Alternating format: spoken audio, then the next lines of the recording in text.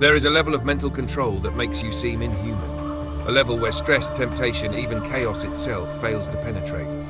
People watch you move through a crisis and they whisper, "How is he so calm?" This is not natural talent. It is engineered. It is architecture. 2,000 years ago, a Roman philosopher facing exile perfected the blueprint. He did not call it willpower, he called it discipline, the unbreakable order of a trained mind. Today, you receive his complete 66-day protocol. It does not fight your addiction, it eliminates the need for it. But understand this first. This system works by killing a version of you, the version that negotiates, that hesitates, that believes it needs an escape. The question is not whether this works. The question is, are you ready to meet the person who exists on the other side? Meet Leo, 34 years old, a project manager who could solve problems for everyone except himself. His addiction was not to a drug, it was to a switch. The switch from stress to scroll, from a difficult emotion to a digital coma, from facing the void to drowning it in noise. Every day a ritual was identical. 3:17 p.m. The hardest email sent, a brief silence, then the twitch in his hand. The phone unlocked, the infinite feed began. Every Monday he swore it off. By Wednesday he was back. Each relapse added another layer of quiet self-contempt. Leo was not trapped, he was negotiating for better chains. The breaking point made no sound. At his daughter's piano recital, as she played her first solo, his hand was in his pocket, scrolling beneath the table. He missed the moment her eyes searched the crowd for his approval. He was present and completely absent. That night, Leo read the letters of Lucius Seneca, a man who advised emperors, owned palaces, and calmly wrote about losing everything. A man who built a mental fortress while living inside a hurricane. Leo understood something vital. The Stoics were not philosophers of thought. They were engineers of the inner world. And he needed a full rebuild. Seneca's first law was simple. Know the enemy. Know yourself. For 7 days, Leo entered Command Zero. No resistance, no self-control, only observation. He carried a small black notebook. Every time the urge appeared, he recorded 4 facts, without emotion. 1. The exact time, 3:17 p.m. 2. The trigger pattern, transition point, finished task, unclear next step. 3. The body's lie, fizzy anxiety, the thought just a quick reset. 4.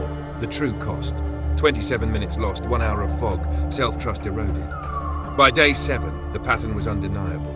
The addiction was not random, it was ritualized. The trigger was always transition. The lie was always relief. The cost was always sovereignty. The addiction had a schedule, a signature. It was not powerful, it was predictable. And Leo now held its source code. With the enemy mapped, installation began. 3 commands. Command 1, the morning pre-write. 5 minutes. This is premeditation malorum, the premeditation of obstacles. Leo did not plan his day, he pre-scripted the battle. At 3:15 p.m. after the stand-up call, I will feel hollow anxiety. My hand will move toward the phone. I will stand up, walk to the kitchen, pour cold water, return, and open the project tracker before checking anything else. He was not hoping, he was programming automatic response. Command 2, the lighthouse view, a 3-second pivot. When the craving ignited, he asked, from 100 years away, what is this choice? Is this scroll part of a life of mastery, or a forgotten blip in a long sequence of avoidance? This is not optimism, it is scale correction. The craving shrinks to its true size.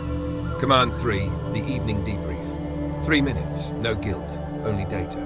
Day 14, trigger, post-presentation crash. Protocol executed, craving duration reduced to 92 seconds. Work resumed. Each entry reinforced a new identity, not a victim of impulse, an operator of response. On day 22, Leo traveled for work. Jet-lagged, alone, in a sterile hotel room. The void returned. Different environment, same demand. The phone lit his face, and then the protocol activated itself. Trigger, dislocation and fatigue. In unfamiliar space, anchor to breath, 10 breaths, then a book. He read 2 pages of Seneca and fell asleep. It was not flawless, it was adaptive. The system had learned to move. Day 39. Leo's flagship project was cancelled without warning. 18 months erased. Identity collapsed. The craving did not whisper, it roared. He stood in a bathroom stall, phone open, thumb hovering. This was where every attempt had failed before. But this time, the commands did not arrive as thoughts. they arrived as structure. Trigger class Delta, existential threat. In the biography of your life, is this collapse or transformation? No script existed, so the system defaulted to its final safeguard. What is within my control right now? He closed the app, opened his notes, wrote 3 things: his breath, the next smallest task, a message to his team. He did not feel relief, but he did not break. The fortress held. Days 40 to 66. The final phase is not resistance, it is integration. Cravings became data points, weather patterns, not commands. Leo was no longer fighting addiction. His identity had been rewritten. He maintained operational integrity. People noticed, not through words, through presence. "You're more here," his wife said. "You got quiet," a colleague observed, in a strong way. His daughter simply held his hand more often. The old Leo, fragmented, reactive, was gone. In his place stood a man whose calm reflected the chaos others accepted. The protocol is yours. This is the architecture.